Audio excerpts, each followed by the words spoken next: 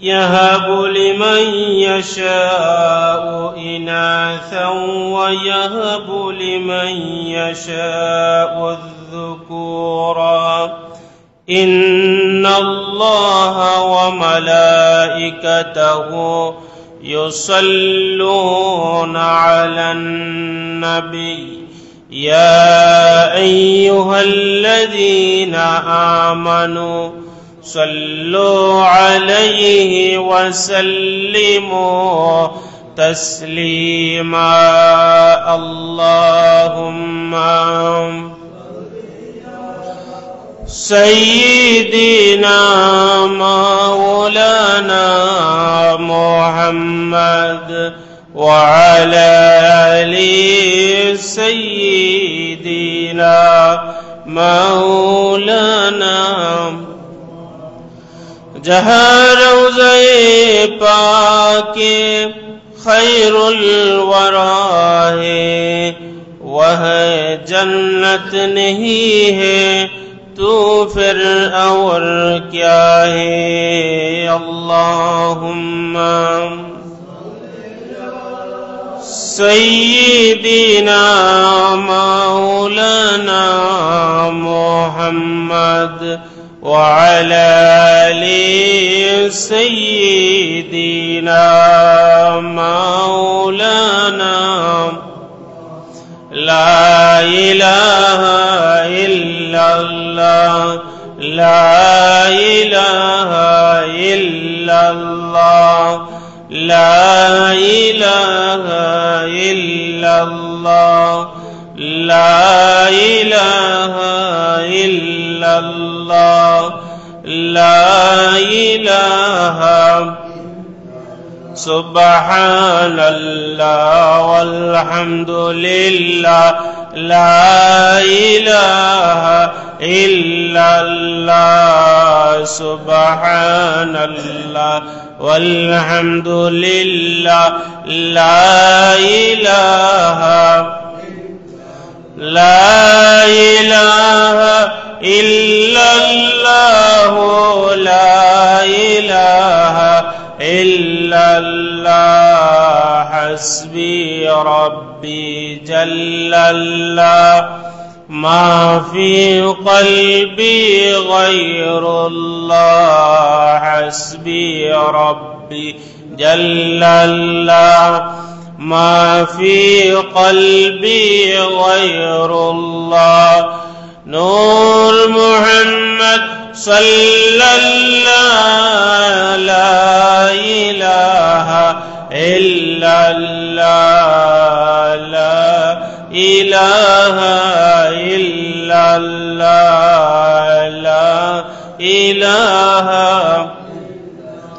لا إله إلا الله محمد رسول الله সাল্লাল্লাহু আলাইহি ওয়াসাল্লাম।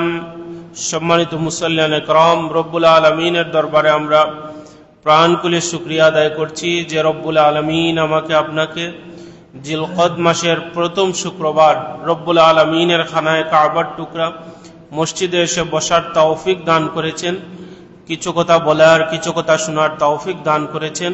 আমরা সকলে শুকরিয়া আদায় করে কালিমাতু শুকুর উচ্চারণ করে বলছি আলহামদুলিল্লাহ। আমাদের পক্ষ থেকে অসংখ্য অগণিত দুরুদ এবং সালামের হাদিয়া প্রেরণ করছি রাহমাতুল লিল আলামিন শাফিউল মুজনাবিন সাইয়্যিদুস সাকালাইন নবিয়ুল হারামাইন ইমামুল কিবলাতাইন জাদ্দুল হাসান ওয়াল হুসাইন মাওলানা হাবিবিনা সাইয়্যিদিনা মুহাম্মদুর রাসূলুল্লাহ সাল্লাল্লাহু আলাইহি ওয়াসাল্লামের পবিত্র জান্নাতি কদম মুবারকে। সম্মানিত মুসল্লিয়ান, আমি কুরআনুল কারীমের যে আয়াতে কারিমা তিলাওয়াত করেছি, এই আয়াতে কারিমার মধ্যে রব্বুল আলামিন বলছেন আসমান এবং জমিনের মালিকানা রাজত্ব মালিক যিনি, তিনি হচ্ছেন রব্বুল আলামিন। এবং ইয়াখলুকু মা ইয়াশা, তিনি যা ইচ্ছা করেন তাই সৃষ্টি করেন, তার ইচ্ছার উপর নির্ভরশীল। আর তিনি যাকে ইচ্ছা ছেলে দান করেন, যাকে ইচ্ছা তিনি মেয়ে দান করেন। রব্বুল আলামিন এই আয়াতের মধ্যে ছেলে এবং মেয়ের সম্মান তুলে ধরেছেন। একজন মানুষ ছেলে পাওয়া সম্মানের, একজন মানুষ মেয়ে পাওয়া সম্মানের। কাউকে রব্বুল আলামিন ছেলেও দেন নাই, মেয়েও দেন নাই, ওইটাও সম্মানের। কেন? রব্বুল আলামিন বলছেন আসমান এবং জমিনের মালিকানা কার কাছে? আল্লাহর কাছে। সম্মানিত সুধী, এই আয়াতে কারিমাকে সামনে রেখে আজকে যেই বিষয় আপনাদের সামনে তুলে ধরব, সেই বিষয়টা হচ্ছে বর্তমান প্রেক্ষাপটে বাংলাদেশে কুরআন এবং সুন্নাহ বিরোধী একটা আইন চালু হওয়ার জন্য নারী বিষয়ক সংস্কার কমিশনের একটা প্রতিবেদন প্রধান উপদেষ্টার নিকট দাখিল করা হয়েছে। যেই প্রতিবেদনটা স্পষ্ট আল্লাহ দ্রোহিতা এবং সুস্পষ্ট শরীয়ত বিরোধী।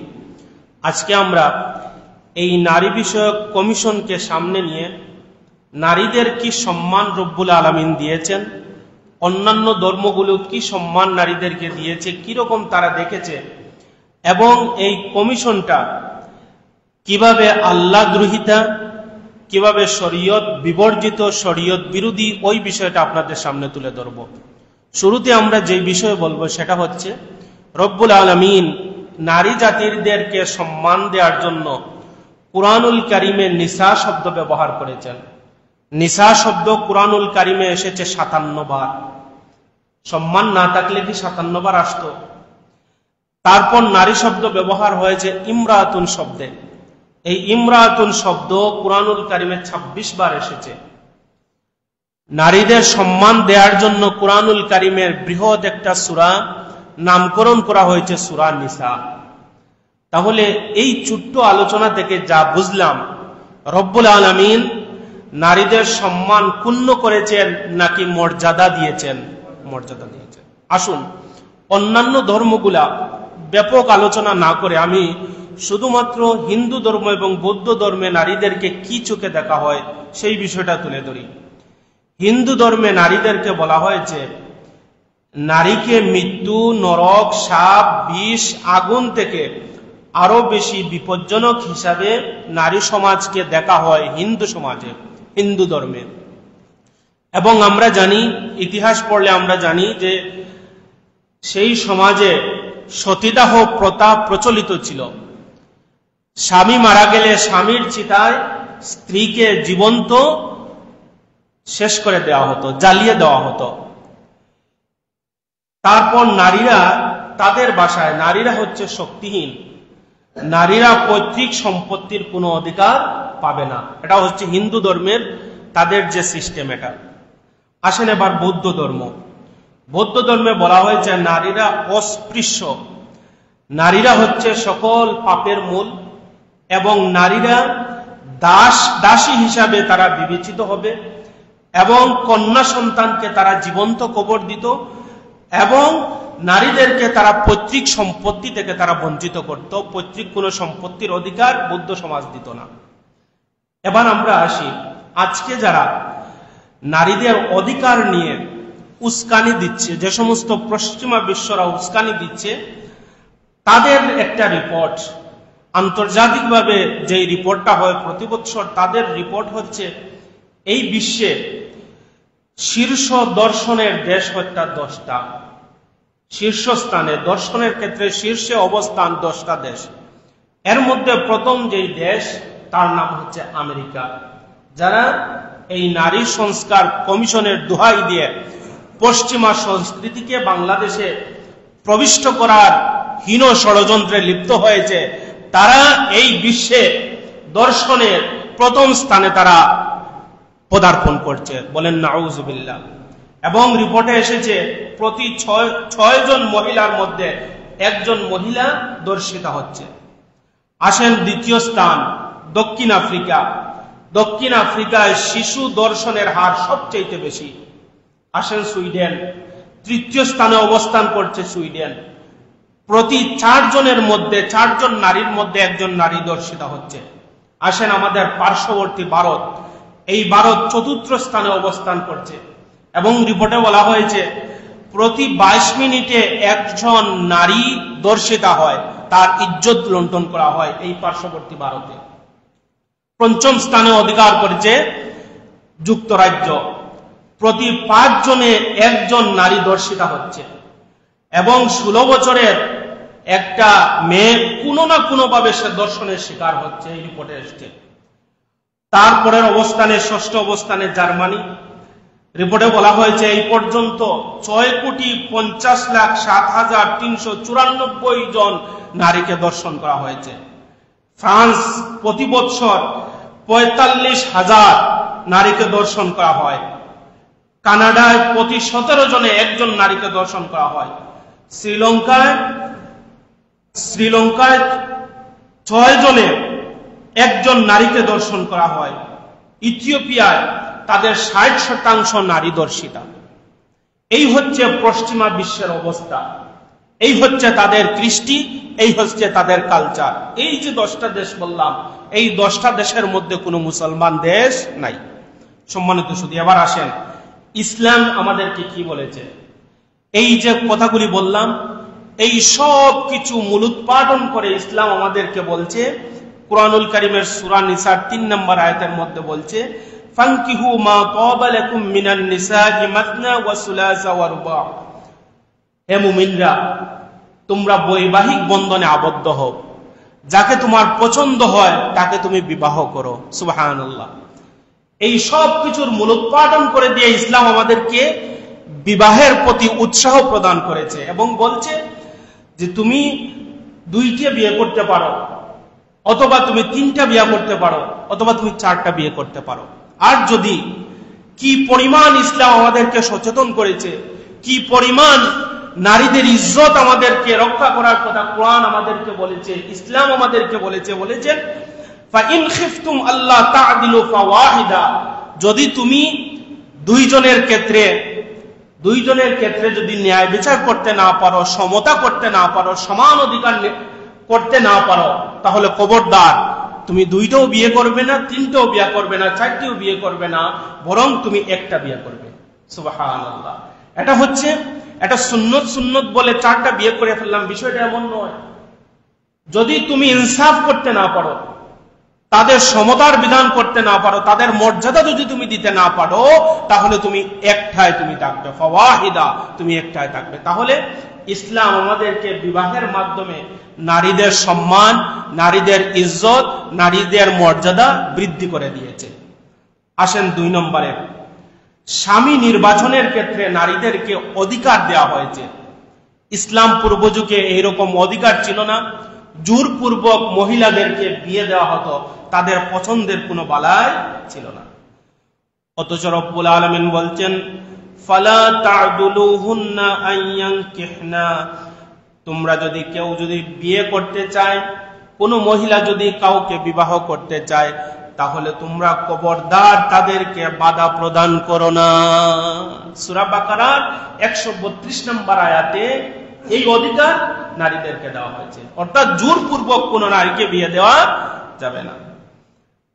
এবার আসেন আল্লাহর হাবিব সাল্লাল্লাহু আলাইহি ওয়াসাল্লাম ইরশাদ করতেন, আন্না আবু হুরায়রা হাদাসাহুম আন্না নবী সাল্লাল্লাহু আলাইহি ওয়াসাল্লাম قال লা তুনকিহুল আইয়িমা হাত্তা তুস্তামার। কোন বিধবা নারীকে তার সম্মতি ছাড়া তাকে বিবাহ করো না, তাকে বিবাহ দিও না। ওয়ালা তুনকিহুল বুকরা হাত্তা তাস্তাজানা, আর কোন কুমারী নারীকে তোমরা তার সম্মতি ছাড়া, তার অনুমতি ছাড়া তোমরা তাকে বিবাহ দিও না। তখন সাহাবায়ে কেরামরা আল্লাহর রাসূলকে জিজ্ঞেস করলেন, ক্বালু ইয়া রাসূলুল্লাহি ওয়া কাইফা ইযনুহা, আমরা কিভাবে মনে করব তার সম্মতি রয়েছে, তিনি বিবাহে রাজি হয়েছেন? তখন আল্লাহর হাবিব সাল্লাল্লাহু আলাইহি সাল্লাম বললেন, যদি তাদের সামনে বিবাহ সম্পর্কিত কথাবার্তা হয়, বিধবা মহিলার সামনে অথবা কুমারী মহিলার সামনে বিবাহ সংক্রান্ত যদি আলোচনা হয়, আর যদি ক্বালা ইনতাসতাকাত, যদি তারা চুপ থাকে, তাহলে মনে করে নিবে তারা বিবাহের মধ্যে সম্মতি দিয়ে দিয়েছে। অর্থাৎ সম্মতি ছাড়া তাদেরকে জোরপূর্বক বিবাহ দিতে ইসলাম কি করে দিয়েছে? নিষেধ করে দিয়েছে। এবার দেখেন, তারপরের অধিকার দেওয়া হয়েছে, একজন নারীকে স্ত্রী হিসাবে সম্মান দেওয়া হয়েছে। কতটুকু সম্মান দেওয়া হয়েছে? কুরআনুল কারীমে বলা হয়েছে, একজন অপরজনের পরিপূরক। আল্লাহ রাব্বুল আলামিন কুরআনুল কারীমের সূরা বাকারার 187 নম্বর আয়াতের মধ্যে বলছেন, কুন্না লিবাসুল লাকুম ওয়া আনতুম লিবাসুল লাহুন। রব্বুল আলামিন বলছেন, একজন স্বামী তার স্ত্রীর জন্য পোশাক, অর্থাৎ পোশাক যেভাবে অঙ্গাঙ্গি ভাবে থাকে, স্ত্রী তার স্বামীর জন্য পোশাক যেভাবে অঙ্গাঙ্গি ভাবে থাকে, তাদের মধ্যে এই রকম একটা সম্পর্ক রব্বুল আলামিন তৈরি করে দেন।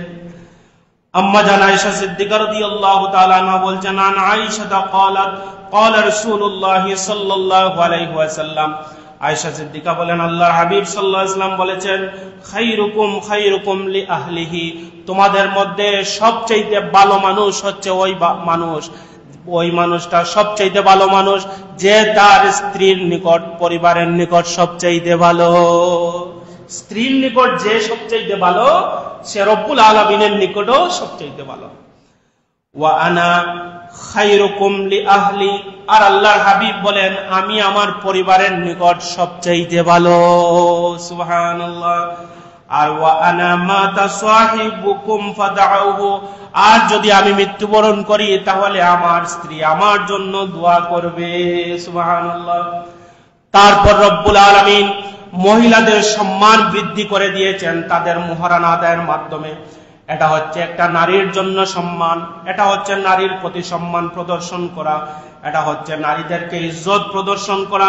এই জন্য রব্বুল আলামিন বলছেন, ওয়া আতুন নিসাআ সাদাকাতিহিন্না নিহলা, তোমরা তোমাদের সামর্থ্য মতো সন্তুষ্ট চিত্তে তোমাদের স্ত্রীর মহরানা তোমরা প্রদান করো।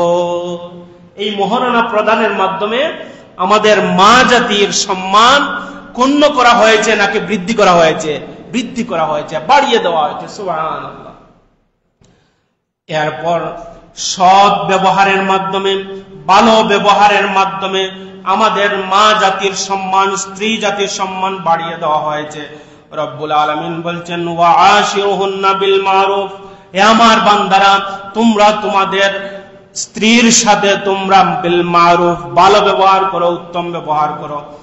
আবু হুরায়রা রাদিয়াল্লাহু তাআলা আনহু থেকে হাদিস এসেছে, আন আবি হুরায়রা রাদিয়াল্লাহু তাআলা আনহু قال قال رسول الله সাল্লাল্লাহু আলাইহি ওয়াসাল্লাম, আল্লাহর হাবিব বলেছেন, আকমালুল মুমিনি ঈমানান আহসানুহুম খুলুকান, ওই ব্যক্তির ঈমান কামিল হয়ে গিয়েছে, ওই ব্যক্তির ঈমান পরিপূর্ণ হয়ে গিয়েছে যেই ব্যক্তির চরিত্রটা সবচেয়ে ভালো। সুবহানাল্লাহ। চরিত্র যার ভালো, ঈমান তার মজবুত, ঈমান তার পরিপূর্ণ। সুবহানাল্লাহ। এরপর আল্লাহর হাবিব বলছেন, ওয়া খিয়ারুকুম লিনিসাইহিম খুলুকা, তোমাদের স্ত্রীর নিকট তোমাদের ব্যবহারের মাধ্যমে যে ব্যক্তি সবচেয়ে ভালো, ওই ব্যক্তিটা রব্বুল আলামিনের নিকট সবচেয়ে ভালো। সুবহানাল্লাহ। তাহলে এই জায়গায় আমাদের নারীদের সাথে ভালো ব্যবহারের কথা বলে তাদের সম্মানকে বৃদ্ধি করা হয়েছে নাকি ক্ষুণ্ণ করা হয়েছে? বৃদ্ধি করা হয়েছে। এবার আসেন স্বামীদেরকে রব্বুল আলামিন বলছেন, তোমরা তোমাদের স্ত্রীদের ভরণ পোষণ করবে। ওয়ালাল মাউলুদাতি রিজকুহুন্না ওয়া কিসওয়াতুহুন্না বিল মারুফ, তোমরা বিল মাউলুদহু লাহু, এটা দিয়ে বোঝানো হয়েছে পিতা, অর্থাৎ তোমরা যারা পিতা রয়েছে, স্বামীর স্ত্রীর অভিভাবক যারা রয়েছে, তোমাদের স্ত্রীর ভরণ পোষণ করো, তোমাদের সন্তান সন্ততি তোমরা ভরণ পোষণ করো। সুবহানাল্লাহ। কিভাবে দেখেন ইসলাম আমাদেরকে এই নারীদের সম্মান রক্ষা করার কথা বলা হয়েছে, অথচ আজকে এই নারী কমিশন দিয়ে নারী জাতির ইজ্জতকে পদদলিত করে দেওয়া হয়েছে।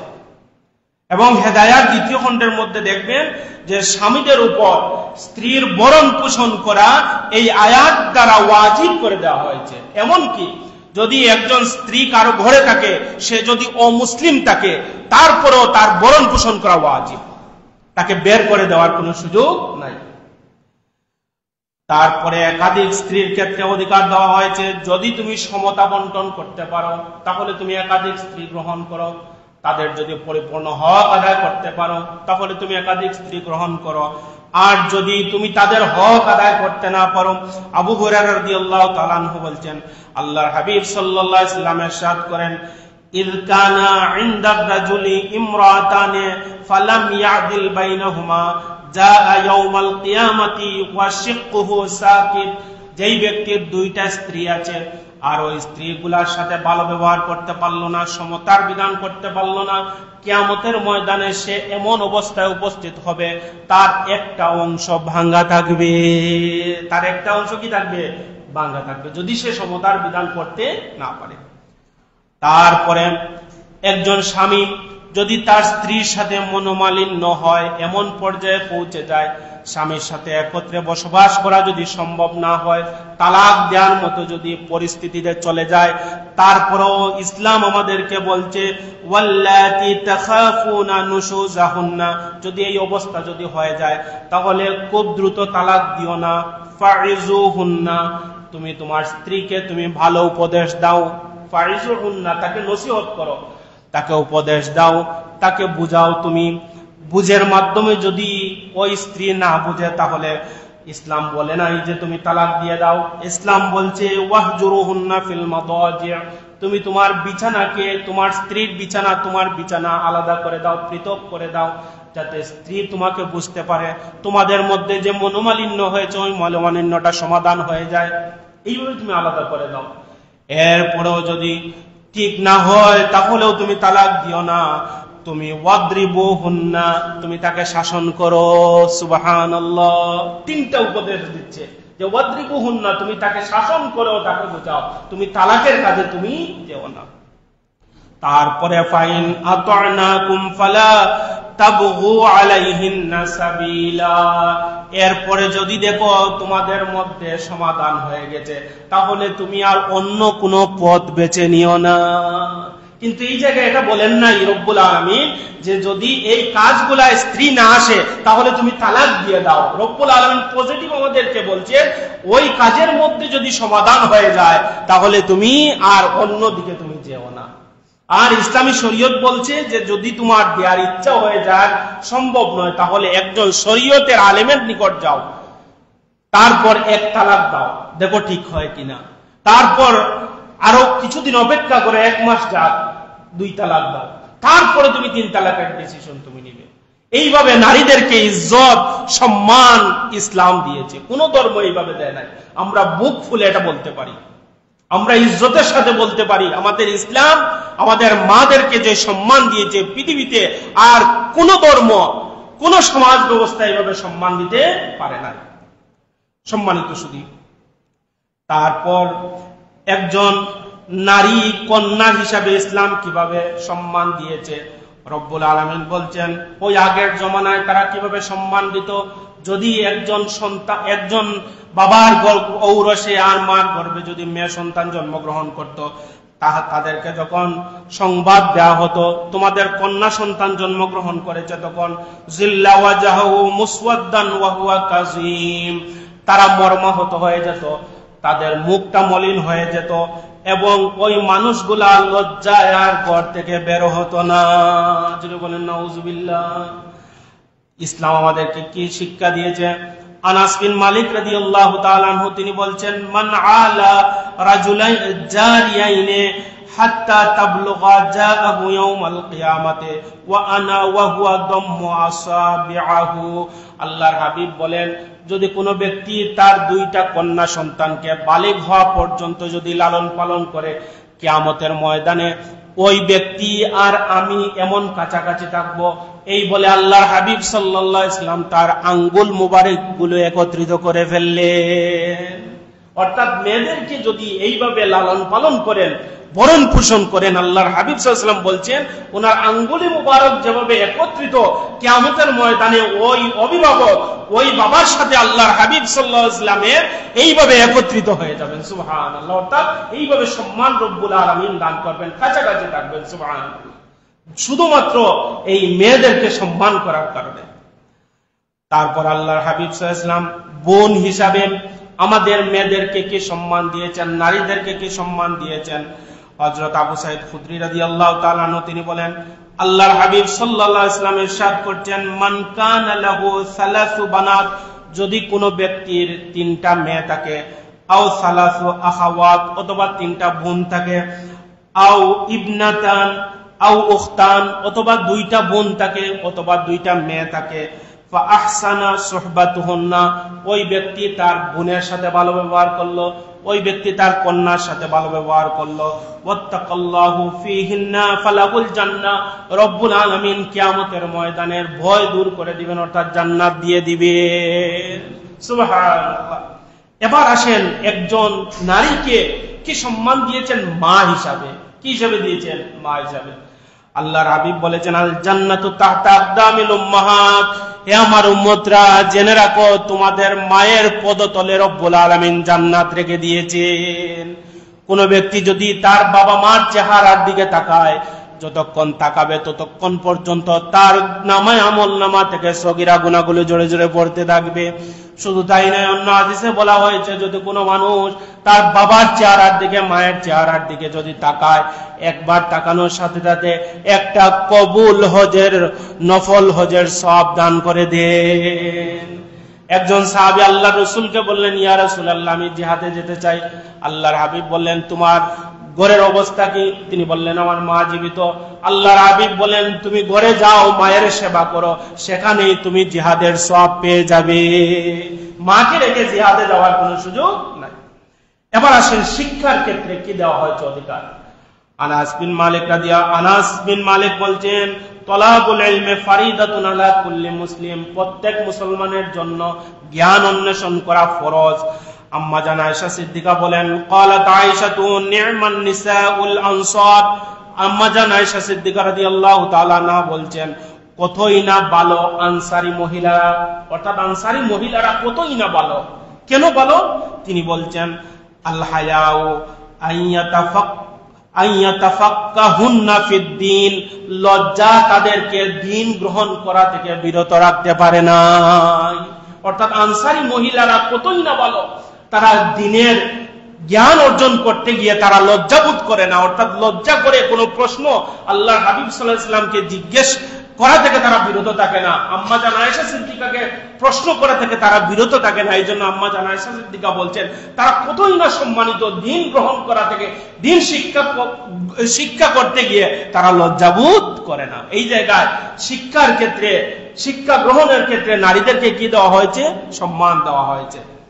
তারপর সবচেয়ে বড় কথা, উত্তরাধিকারীর ক্ষেত্রে নারীদেরকে কি সম্মান দেওয়া হয়েছে? রব্বুল আলামিন বলছেন, ইউসিকুমুল্লাহু ফি আওলাদিকুম লিযযাকারি মিসলু হাযিল উনসায়াইন, যখন একজন বাবা তার সম্পত্তি বন্টন করবে, তার ছেলেকে যেই অংশ দান করবে এর অর্ধেক অংশ তার মেয়েকে দান করবে। সুবহানাল্লাহ।